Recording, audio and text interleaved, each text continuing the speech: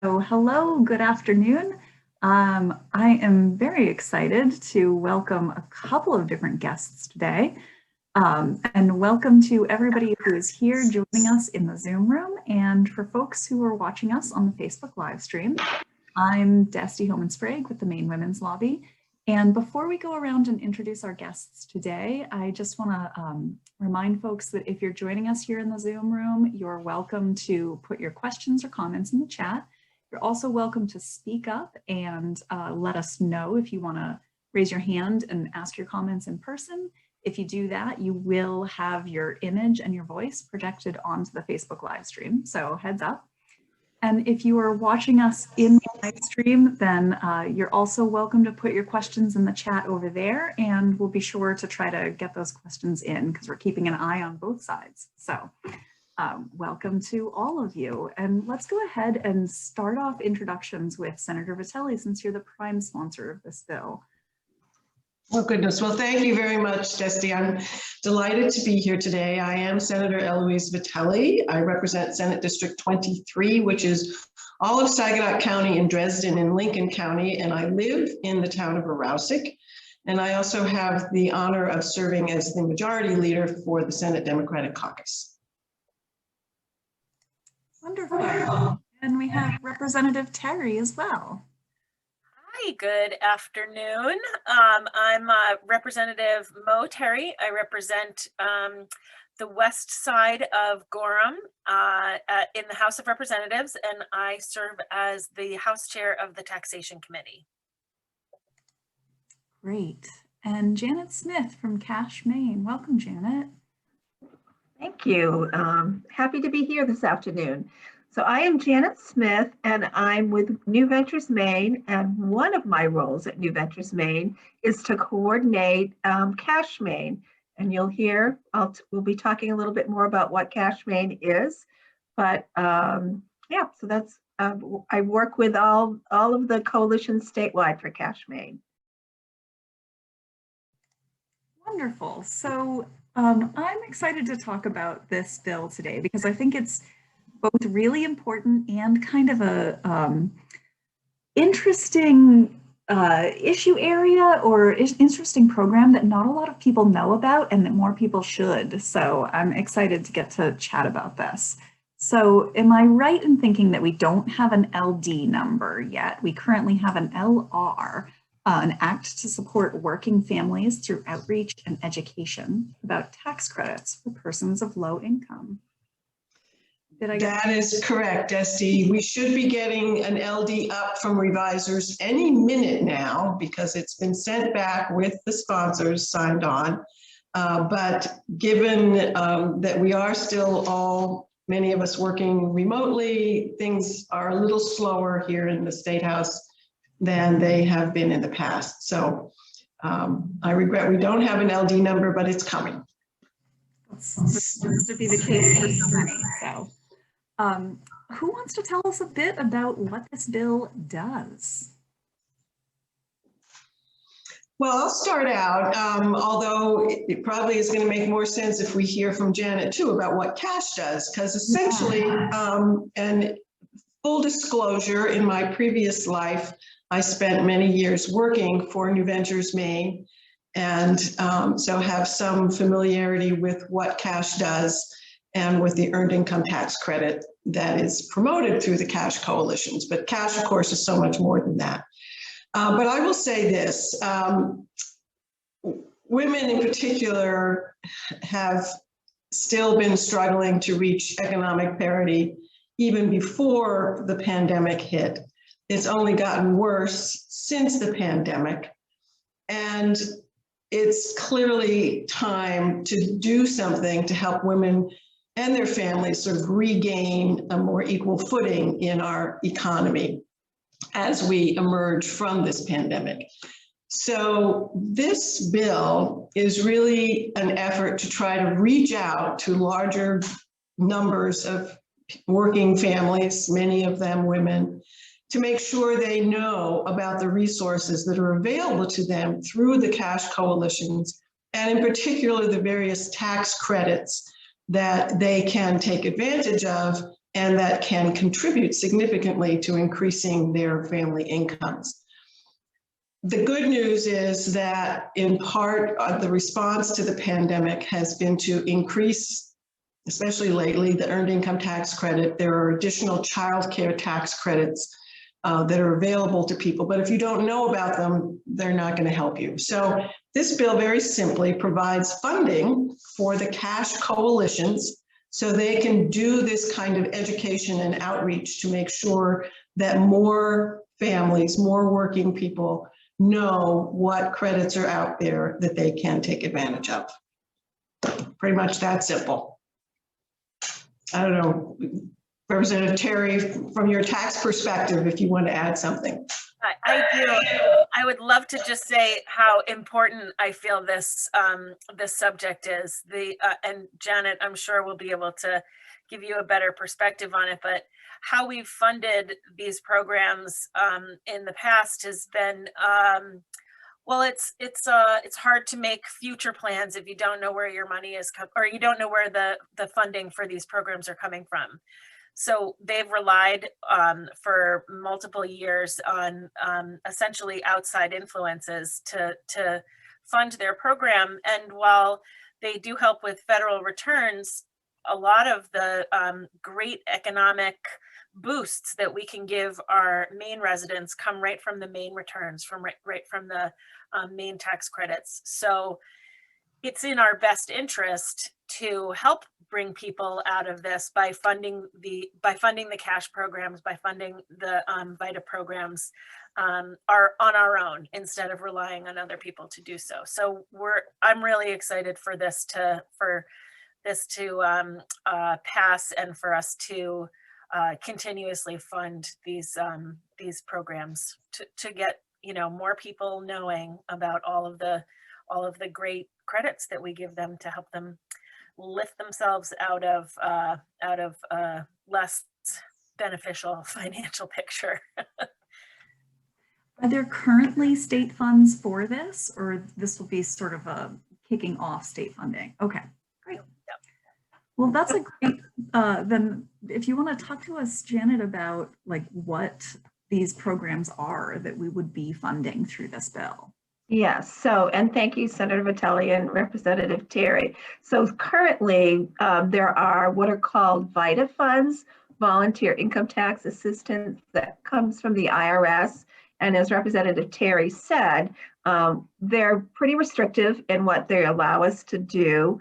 And they only count the number of federal returns that we do. So if there are people that are only eligible for the property tax fairness credit and the sales tax fairness credit, which we know are our lowest income families, we don't get to count that as towards our grant, and as well as we don't have the capacity, and therefore we don't have the capacity to reach out and serve more of these families. In addition, the VITA funds also don't allow us much. They just added it this year to do some financial education, but it's a very small amount of the funding that can be dedicated to that.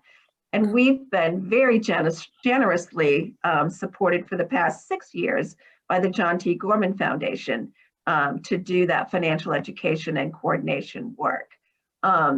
So Cash Maine works, we are statewide, there are 10 coalitions, and I looked today, we have, 62, last year we had 62 nonprofits and government agencies that partnered with us. And, some of them are at the table doing the planning, but others are providing things like space and equipment. We had 13 different financial institutions working with the coalitions, as well as 8 institutions of higher ed and 6 different businesses. So again, there's a lot of community support, but the additional funding would go a long way to help us grow and serve more people. So we do outreach about tax credits and just to let people know that these tax credits are available. the Earned Income Tax Credit, which is the biggest one. It's for low wage workers. And the IRS estimates about 1/3 of people turn over with each year for that. So what that means is, 1/3 of the people are moving out and no longer being eligible, but then there are 1/3 of the people who are eligible who are new and may not know about the program. They also estimate that 20% of eligible people aren't receiving the credit. So again, another reason to really try to get the word out for people. And then it was recognized really early, and actually by the Annie E. Casey Foundation, who started Cash Maine in 2002. So we're coming up pretty soon on 20 years, that taxes are a money moment. And it's a good opportunity to talk to people about financial education, what they're going to do with their refunds in terms of, if you're getting a big refund and you have a goal of buying a home or buying a vehicle, we want to get you connected to programs that are going to help you make the most of that money and to be able to do that in a real effective way. Or for people who maybe are getting a smaller refund or maybe even having to pay, we want to connect them to resources in the community that maybe can help make their resources go a little bit further. We definitely encourage saving because again, we know you get your refund in February and that helps now, but then what happens when you have to fill the oil tank back up in November or when the car breaks down in July? So really helping people to look ahead and think about that, think about those things as well. I wonder if it's helpful, and maybe folks know how tax credits work, but maybe Representative Terry, from your taxation perspective, if you want to give the sort of 2-sentence overview of how does a tax credit work? Well, I will actually think that Janet would probably, as a proper financial professional, sure, be able to answer that a little bit better. But I can tell you that it just sort of very quickly that Maine has a number of, actually a lot of tax credits and benefits for low-income folks, but tons of other folks as well. And that they're all sort of, primarily, most of them are all connected to your federal returns. But as Janet was saying, there's a lot of them that for very low income folks that really are just necessary for Maine tax returns. So I think I would actually prefer to have her answer as a qualified professional. Sure. I've just jumped into this a few years ago and I'm passionate about it, but at the same time, not as well versed as the professionals. Yeah, I think that's great. And, I think people in general, understand, okay, you file your taxes and for a lot of folks, you get money back and there's a chunk. But I think that because there are so many credits and because we've been talking recently, especially with the federal stimulus, about this new child tax credit, which has, huge implications for families in Maine and across the country. But just understanding how a credit works seems helpful. Well, and Janet and I are working on something super cool too with periodic payments of those credits to help folks in sort of a deeper way. But maybe Janet, would you mind just sort of walking through how a credit works for folks, and then we can talk about the periodic payments afterwards, maybe? Sure. So the Earned Income Tax Credit, again, the big one, is complicated in how it's calculated, which I think may be one of the reasons that many people who are eligible aren't getting it if they're, not filing with a trained tax preparer. But how it works is it's based on the family size and it's based on their income. And it has to be earned income. And, whatever the formula works out, that credit again, is added to the return. And if the, it's over the amount that the tax filer owes, then they get that back as a refund, similar to, the child tax credit. And so these are refundable tax credits. And there is a Maine EITC, which this year is we are seeing the effect of the increase of that, which thank you to Senator Vitelli and Representative Terry for that as well as the property tax fairness credit and the sales tax credit. They are Maine based, but they're based on what people have for income, and for the property tax fairness credit, it's what they pay for property taxes or for what they pay for rent. And that's where it gets confusing for people too, because if they're renters, they think, well, I didn't know I was eligible for that because I don't pay property taxes, but it is for renters as well. And then there's a formula for sales tax credit as well that's based on income and household size. Great, that's helpful. So there are a lot of different ways people might qualify, but they generally have to know what the different things are, and they have to know how to do it. And taxes in general scare people. So yes, having an escort is helpful. I would say why this bill is so incredibly important, because Cash Maine is that escort service. They're the ones that they're not just helping people file their own returns or doing their returns, but they're educating them as they go along. So as families grow with their income or go down in their income, however it works, they're there to help guide folks through what is their best financial picture at the end of, in the middle of April, for sure. Yeah.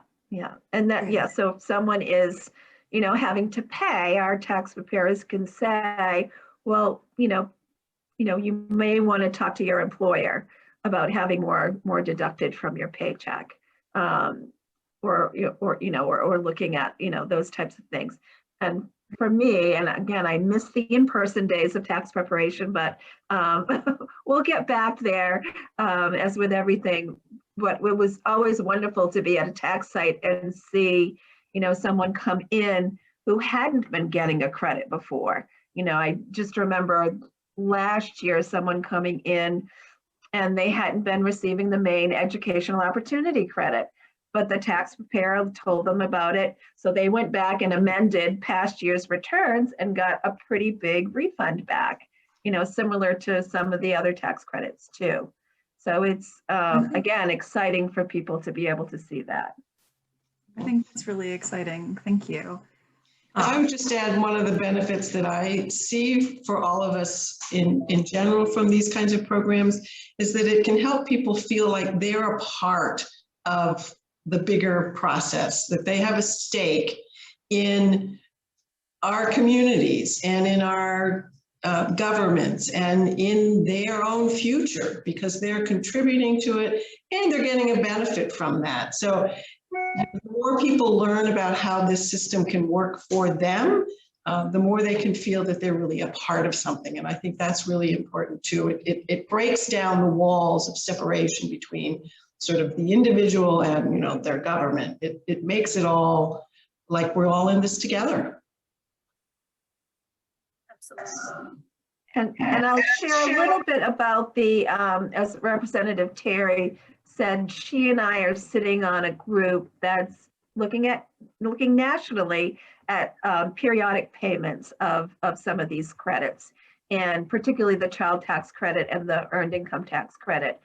And we did a study last year, Representative Terry's bill, to kind of take a look at it to see what it would look like to do the Maine tax credits.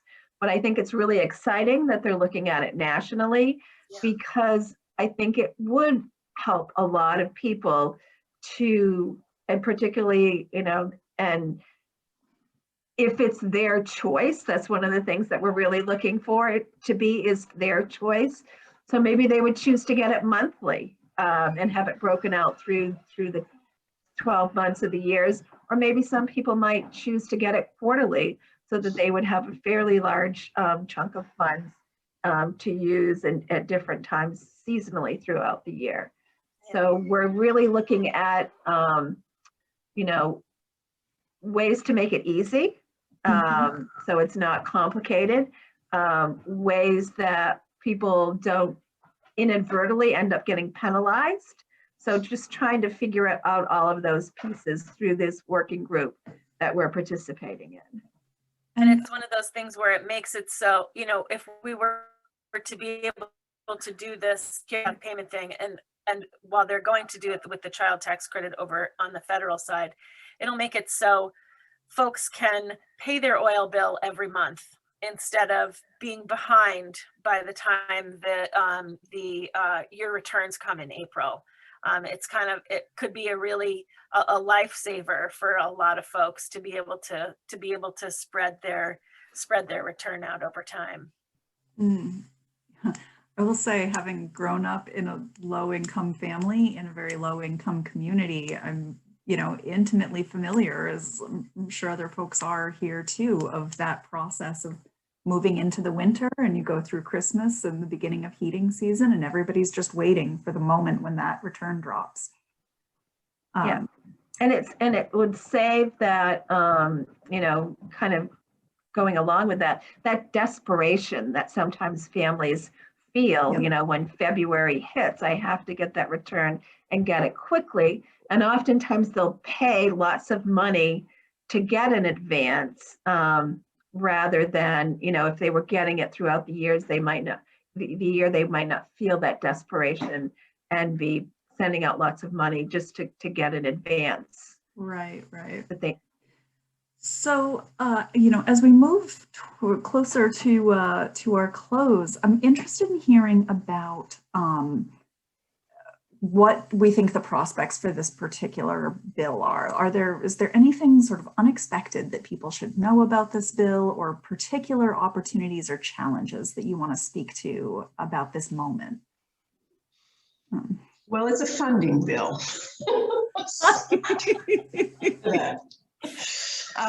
So anything that is looking to get funding from the state coffers is going to get an additional scrutiny.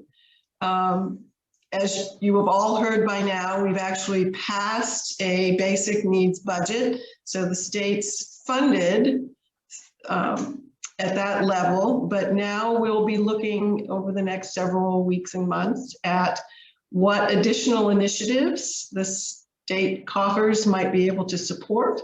And then on top of that, I think all of us are looking very closely at some of the funds coming in through the latest Federal Relief Act to see what opportunities there might be for at least one-time investments that could help move people forward. So I think, you know, there will be challenges.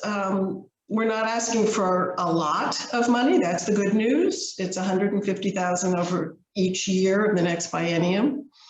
In this grand scheme of things, that's not a lot of money, but it does require some funding to do this. So we'll do our best to be innovative and you know, creative in how we look at finding the resources to actually get this funded. There are examples from other states that do make these investments in their cash outreach. So we're not breaking totally new ground here. And I think, as you've already heard, this kind of an investment has some really clear returns to it. Right. So Representative Terry has a. I do. Yeah. I mean, I think I'm a big fan of return on investment, without a doubt. I think that's, you know, I grew up in a household where you spend money to make money. And for me, the thought behind this is, if the state funds this program, more people will get higher returns, more people will be able to go out and spend those returns, and therefore the money comes back to us triple fold, because folks are being able to go out and actually spend instead of you know, having to save for longer periods of time for things. It's a much it's almost a no-brainer to me to be able to make sure that our folks are lifted out of poverty just a little bit more. And then once they get lifted out of poverty, to spend the money that they have put into their bank accounts on whatever it is, a house, a car, you know, a good grocery week. You know, all of that goes back into you know, reinvesting in the state every time. It seems to me like a no-brainer. $150,000 is not a lot, but as Senator Vitelli said, it's definitely a funding bill, which is always a challenge, no matter how you slice it in the state legislature. So we'll do our best to talk people into it. Well, and I think it's important and useful to know, I appreciated that Senator Vitelli made that connection about low-income households are typically have you know, women in those households are more often making the decisions because women are more likely to be low income, and that those are the particular households that are more likely to be putting a larger chunk of the income that they do have directly back into their local community. Absolutely. So, you know, this is Maine money that's staying in Maine, supporting small Maine businesses in our communities. Mm-hmm. Absolutely. Yeah. It's keeping the water in the bathtub, you know. Yeah. That's right. Funds our local economy. That's right. Is there anything else that you feel like people should know or do about this bill or any other sort of related efforts, you know, in this session? Well, I would say we could use your help as this bill moves through the process. Many of you may know this, but every bill gets a public hearing in a committee. I'm not quite sure yet where this bill is going to land. It may well land in Representative Terry's committee. And during that process, the public is invited to weigh in. And so that's your opportunity to let your elected officials know that you think this is an important investment for the state to make. One of the, we think, upsides of this pandemic is that we're all operating on this platform on Zoom. And so there are many ways for individuals to participate. You can submit written testimony, you can call into committees, you can appear on Zoom and make public your testimony.